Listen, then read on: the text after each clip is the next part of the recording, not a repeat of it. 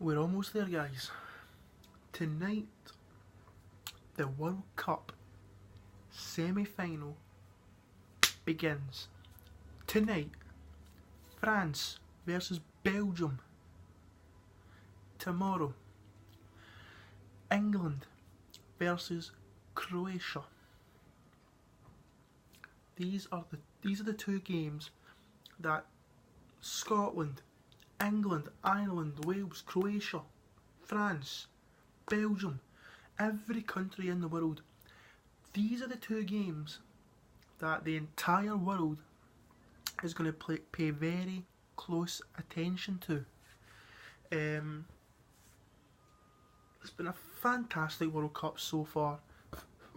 Full of shocks, full of surprises, full of things you'd expect, full of things you wouldn't expect, full of cracking saves, full of cracking goals, full of boring play, full of good play. It's been a really good World Cup so far. It really has. But unfortunately, we are starting to come to the closing stages of it. We are now at the semi-final stages, as I've already said. And today I've not wrote the games down because I've not had to write it all down. It's no as if I'm going up to like 16 games, 8 games and whatnot. We're down to 2 games now, and I don't need to write this stuff down. France versus Belgium, England versus Croatia. But I'm going to focus on tonight's game first. I'm going to focus on France versus Belgium. France. They have not been convincing at all. Honestly, the amount of times they have played boring games is absolutely unreal. I think don't get me wrong, they're very good up front. Ousmane Dembele, Paul Pogba, Griezmann, Mbappe. I think Mbappe has been France's best player this tournament. I really do. I think Mbappe's been carrying the team. I don't think Pogba has. I don't think Griezmann has. Dembele hasn't.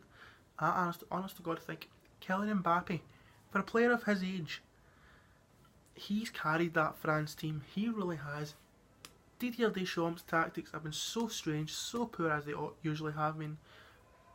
But somehow, France have still managed to pull through.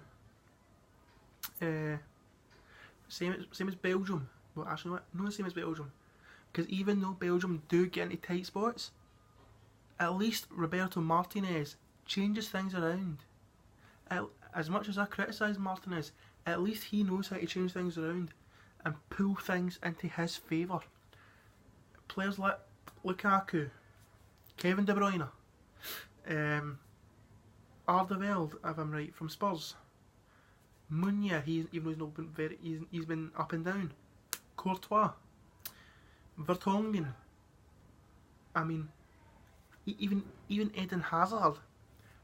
These kinds of players, even though they've been playing iffy sometimes, they know how to get out of a deep spot. They dig themselves a hole, and they know how to get themselves out of it. England, they've been really good over the tournament. They really have. Better than France, definitely. Maybe equally as good as Belgium, maybe. But England have been very good. You've got, Gareth Southgate deserves all the credit in the world. Gareth Southgate, I've criticised Southgate in the past, I really have. But Gareth Southgate has changed that England team for the better. He is 2 games away from becoming an England legend. In fact, even better, I think he's 2 games away from probably getting knighted from the Queen. And I'm not saying that to be overreactive. I'm saying that because I think this is how big it is for England. Gareth Southgate is about just 2 games away from becoming our England legend in the space of 2 years. Harry Kane, fantastic. Raheem Sterling, only good for pace. Very poor goal scoring, poor passing, but other than that, he has been good for pace. He is somebody who can break through the back line, even though I've criticised him a lot. Trippier, so creative. Lingard, again creative, knows how to break through, and he does know how to score goals. I mean, Danny Rose as well. In the back line, John Stones, he's been very good. Harry Maguire, he's been very good. In fact, these two defenders, Maguire and John Stones, they've been criticised so much for their poor past play. They have really dug into this England team. They really have cemented their place, and they have earned every right to be in that England squad. They have earned that right. And their recent form, the recent form of John Stones and Harry Maguire confirmed that. But let's talk about the England hero, Jordan Pickford. Save after save after save after save after save after save after save. Honest to God, yes, England have been slipping up, but if it wasn't for Jordan Pickford, I don't think England would be in this World Cup.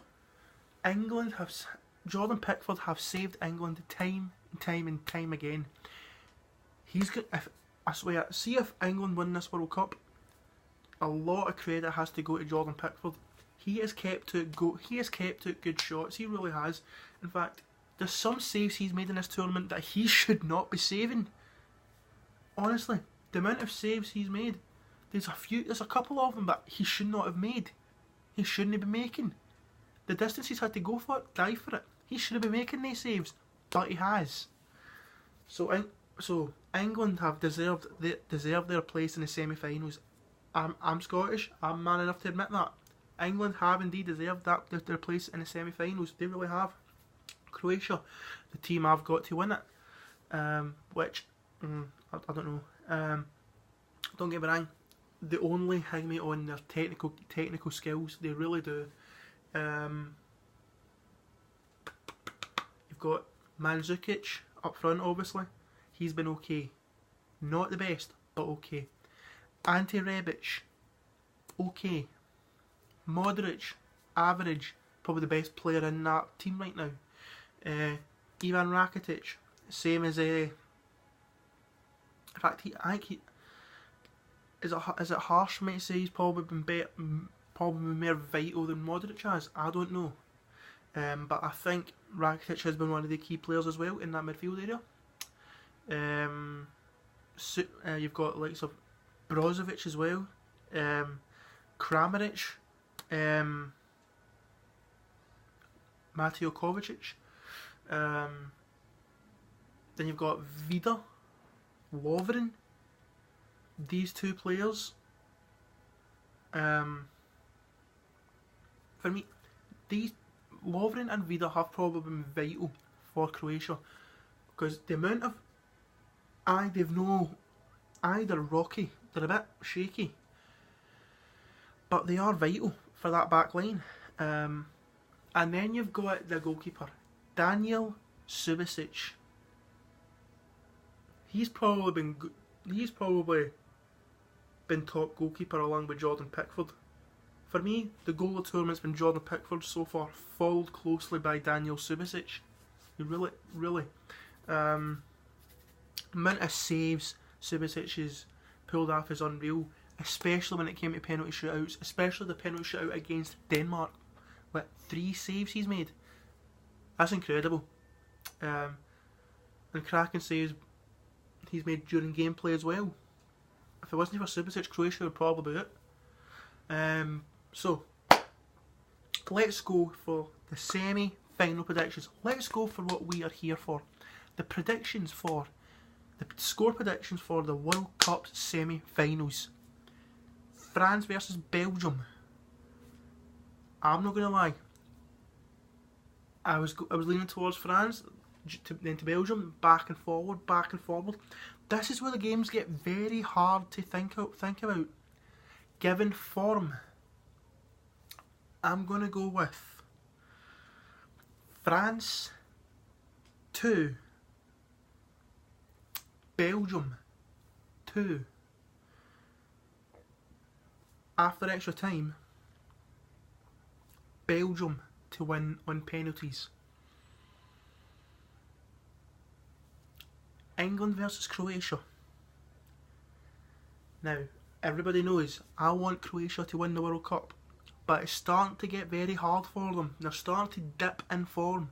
England's starting to rise in form. So as much as it hurts me to say this, I'm going to say England 3, Croatia 1 after 90 minutes. I can't see England and Croatia going all the way. Croatia will probably give them a game, but they'll find it hard to break through they'll find it hard to break through Stones, Walker and Maguire. Croatia will find it hard to break through. So I'll go one more time. France and Belgium 2-2 after extra time. Belgium to win in penalties. England v Croatia. England to win 3-1. I do think it will be a Belgium versus England final. And that's one to be excited about. And also the 3rd and 4th place playoff. I'm just going to leave you with this. It's been a fantastic World Cup so far. I'm expecting 2 tight games. And I'm expecting a hell of a lot of sparks to fly.